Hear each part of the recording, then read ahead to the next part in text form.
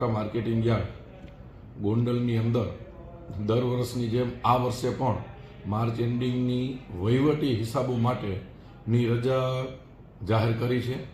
રજા આ વખતે 25 માર્ચથી લઈ અને 2 એપ્રિલ સુધીની રહેશે. દર વખતે 7 દિવસની રજા હોય, પણ આ વખતે 2 દિવસ એટલે વધારવામાં આવે છે કે 1લી તારીખે બેંક હોલિડે છે અને 2જી તારીખે હનુમાન જયંતિ છે. તો માર્કેટિંગ યાર્ડની અંદર ઓફિસનો બધો જ વ્યવહાર ચાલુ રહેશે. ખાલી ઓક્શન બંધ રહેશે, એટલે ખેડૂતોએ આવવાનું નહીં રહે. અને જ્યારે અમે નવી જાહેરાત કરી ત્યારથી માલ આવક ચાલુ થઈ જશે રજાના આગલા 1-2 દિવસથી. અને 3 તારીખથી માર્કેટિંગ યાર્ડ રેગ્યુલર ધમધમતું પાછું થઈ જશે. તો આ વખતે ગોંડલ માર્કેટિંગ યાર્ડ 9 દિવસ ખેડૂતો માટે ઓક્શન વ્યવસ્થા માટે અમે 9 દિવસ અત્યારે અમારું દલાલ મંડળ, વેપારી મંડળ અને અમારી કમિટી સાથે ચર્ચા કરી અને માર્કેટિંગ યાર્ડમાં રજા જાહેર કરી છે.